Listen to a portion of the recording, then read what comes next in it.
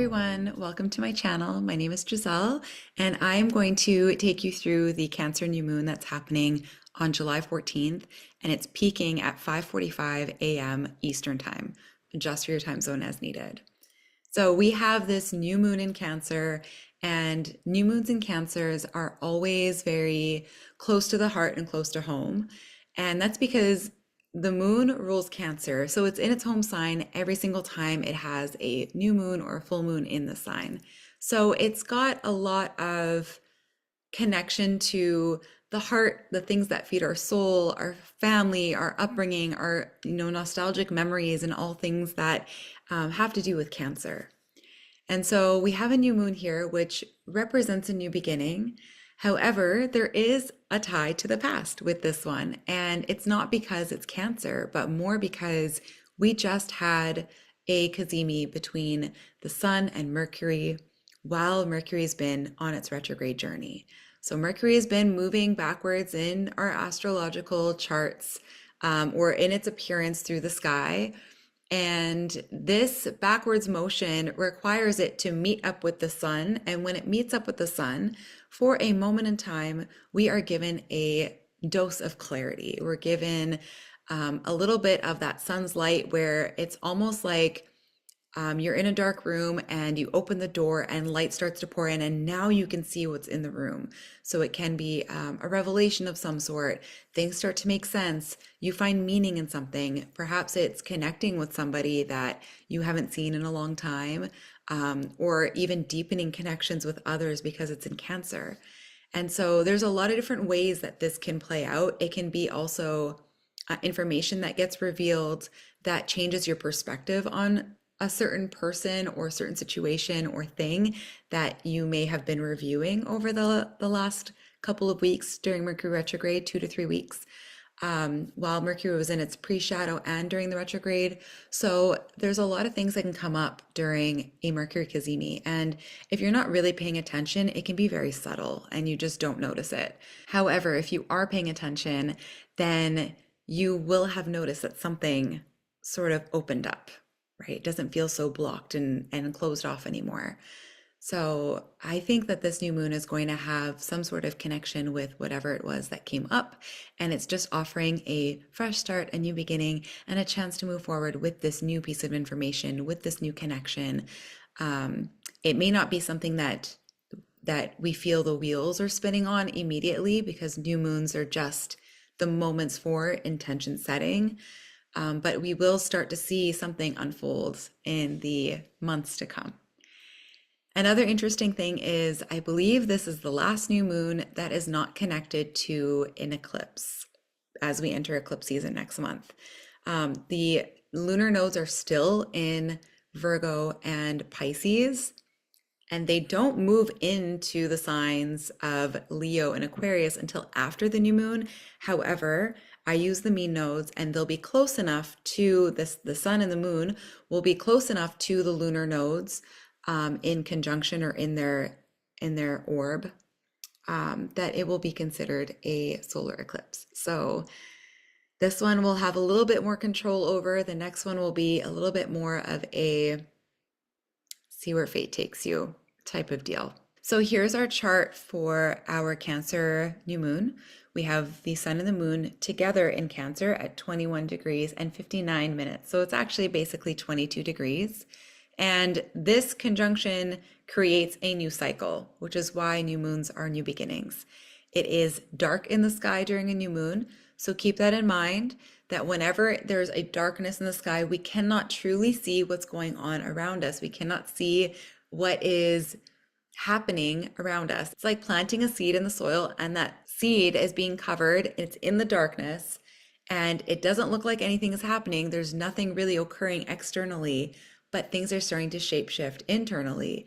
And eventually, at some point, that seed will sprout and will begin to show its seedling and its greenery. So this new moon is an intention planting seed moment, and it may be connected to things like home, family, our upbringing, our childhood, motherhood, or mothers in general, or anybody that we look to like a mother figure.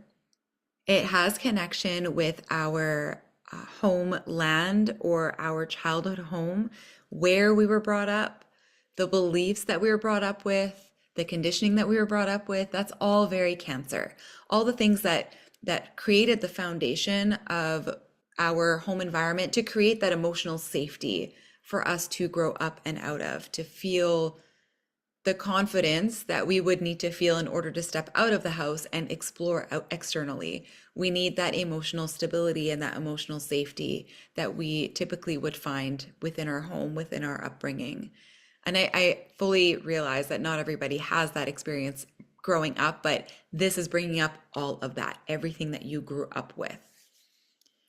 So, new beginning in very likely something having to do with our emotional safety, our emotional connections, our family, the people we consider family. It could be friends, it could be family friends, it could be cousins, siblings, aunts, uncles, or it could be our ancestors. Maybe it's like an ancestry thing, a 21andMe thing, connection to the motherland, revisiting your home, anything having to do with these themes. These are all within Cancer. So with Mercury, as it made its cazimi conjunction with the sun, something was revealed. So what happened over the weekend? What came to light over the weekend, if anything, that sort of opened up a door or felt like the blinds were opened and now you can see a little bit more, and now you can begin to see how things will unfold a little bit more clearly. The sun, moon, and Mercury are making a wider square with Saturn. And Saturn, when it's a square, can be quite tense and heavy. However, it really just asks for commitment. Saturn is the sign that is about responsibility and authority and following the rules and making sure that all of your I's are dotted and all of your T's are crossed. Saturn can also create delays or restrictions, and that's okay because we need to make sure that everything is lining up properly before we take action. When Mercury is retrograde, we don't typically take action, or we take action only where we need to. It's more of a reflective process. We're reviewing things that need to be reviewed before we take action. We're revising our plans, we're reflecting on experiences, reflecting on conversations, maybe even going back to conversations that have been skipped in the past or have been overlooked in the past. So Saturn is delivering a little bit of a dose of reality, and giving us a reality check in that department. All right, then we have Venus at 5 degrees of Virgo, and she is conjunct the South Node. So there can be South Node qualities, which are typically shadow qualities relating to Virgo that we may be experiencing. And this is highlighted because this is called the finger of God when it has an inconjunct to one planet and an inconjunct to the other planet on the other side. And as a matter of fact, with the North Node here, I mean, the nodes we don't typically include in the finger of God. It's mostly planets, but with the North Node in the opposition, there's still a very big conversation that's happening here. And so Venus being at the peak, the point of this finger of God, is offering us an opportunity to look at how we show up in relationships, how we show our love in relationships. Venus is a sign of, or a planet rather, of beauty, of connection, relating, creating harmony. It also has to do with the deeper experiences in love and intimacy. Virgo is a sign that is a little bit more mentally connected, and it's like less heart, more mind. It takes life a little bit more seriously. It's less relaxed and about the pleasure and the fun and the flow of life, and more so about the how can we make things more efficient? How can I make this relationship better? How can I fix you?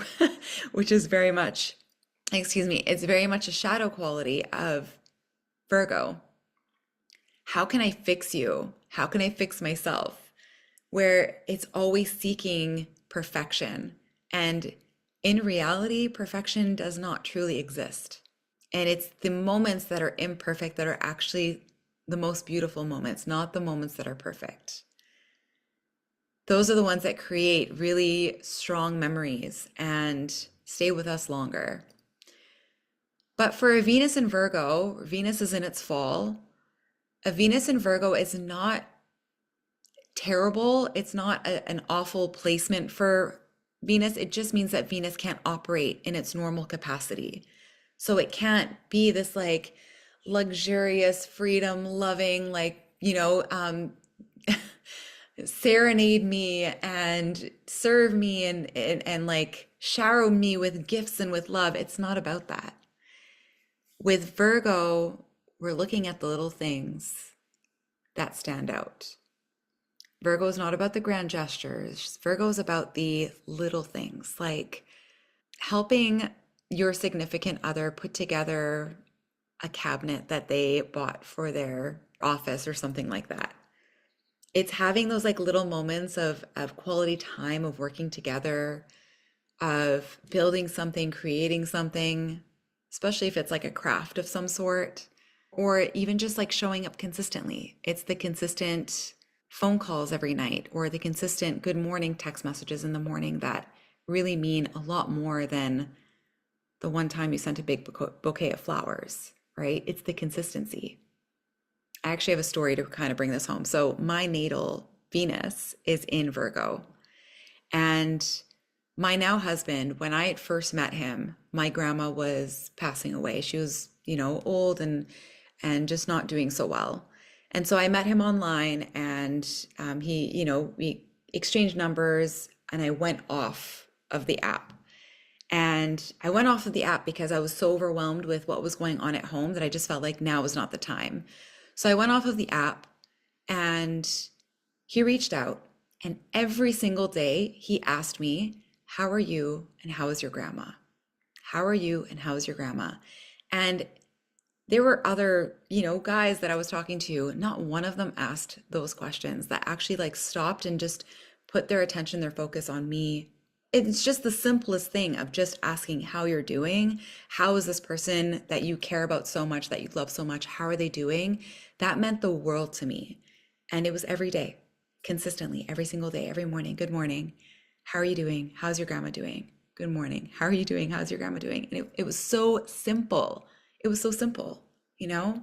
But that's what made me push out the other ones and focus on this one, because I felt like, wow, like this consistency is, it truly feels like I'm seen and this person cares, you know? So it's the little things that matter. It's the little things that stand out to a Venus Virgo. With the South Node, sometimes the Venus Virgo can be really nitpicky and critical on how things are done, how love is given. So I think that that may come to light also around this time. We'll see how it unfolds. But I mean, we do have this finger of God. So there is a little bit of this like emphasis of the South Node qualities as we wrap up our South Node journey in Virgo, and Venus being there. So, we're kind of like refreshing our Venus energy. We're refreshing how we receive, and recognizing that it's the little things. Like right now, it's the little things that mean so much. The little things can be very transformative. They can provide this like divine connection, this divine love. So I think that this may also come up during our new moon. Another thing I want to look at, and this is sort of like a background energy for the entire month, honestly. It's been the background energy and it will continue to be the background energy, is Jupiter opposite Pluto, and Jupiter making a trine with Neptune while Pluto makes a trine with Uranus. So we have this like, all of these energies are spaced out 2 signs away from each other. They're all in masculine signs. So by masculine, I mean like outward energy, right? So they're not the energy that focuses inwards. It's all outwardly expressed. So we have, actually, let's backtrack for just a second. Venus and the South Node are making a square with Uranus. So this is just going to be something that's going to change and shift and develop within us.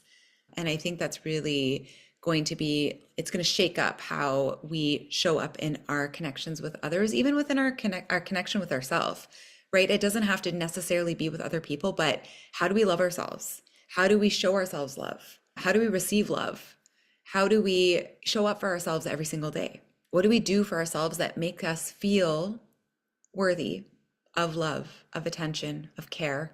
Maybe it's developing a consistent practice of yoga and meditation every single day. We're starting it. It's a big change. You've never done it before, but you're starting it. You know, something simple. It doesn't have to be anything extravagant. I find that Virgo is very much rooted in the simplicity of life. All right, so this background energy, Jupiter, Pluto, Uranus, and Neptune. They're in signs that express outwards. They're in air and fire. Fire moves up and out. Air moves up and out. Air is very mental and fire is very inspirational. It's like from the heart, but it's expressed outwards rather than from the heart and felt deeply inwards. And so we have the main characters, I think, of this connection is Pluto and Jupiter. They are in opposition with each other. And this opposition is a tense aspect. It's a push and pull or a tug of war. And we have Jupiter trying to expand this like heart-centered way of living, of expressing, of being, of connecting. And we have Pluto pulling up fears from within. I think Pluto is having to do a lot with like fears of what other people think, the beliefs, that we maybe hold that hold us back from expressing our true self. Or perhaps it's the fear of being judged by other people, right? Like Aquarius can be the community, the world, being afraid to be seen online. Maybe there's something that you want to share and express, but you have a fear of who's going to see it. And what if they make fun of you or judge you? Honestly, who cares? Who cares? But I think that that's what this is like really expressing. And we have to face our fears in order to show up. Everybody's got fears. It's unusual if somebody says, I don't fear anything. There's always going to be something that sort of blocks us. And that something could be a part of our conditioning of how we were raised. And it might not even really be true, but it's just this like belief that was sort of ingrained in us as we were growing up. And it could be a moment in time when this starts to shift and change within us. And we start to feel a little bit more comfortable within our own skin and a little bit more comfortable expressing what we need to express, to share what we need to share, to lead in the way that we want to lead. And these two planets here, Uranus and Neptune, are sort of in the middle of this tug of war, like playing mediation, right? They're mediating this fight energy that's happening. Uranus is creating a mental space that is drastically different than what we started with. It's changing the way we think, the way we communicate, the way we connect, the way we make connections, the way we network. And Neptune is in the very beginning of the zodiac. This is Aries. It's like the fresh new beginning, the fresh start. And when Neptune enters a new space, especially the very beginning of the zodiac, which we've never seen in our lifetime, it is offering a brand new start. Do you believe in yourself? Do you believe in the compassion and the love that you hold within? Do you believe in this essence that makes you alive? Do you believe in all of the potential that resides within you? Do you believe in this world that exists within you? Do you believe in that statement, as within, so without, as above, so below? All of these are sort of making that connection with Uranus, with the mind, connecting to the mind, and Neptune connecting to this like fresh new beginning, this very like brave, impulsive, and courageous action to take a step forward, to embark upon new territory. And then we have Jupiter expanding Leo. Leo is the heart. Leo is living from the heart space.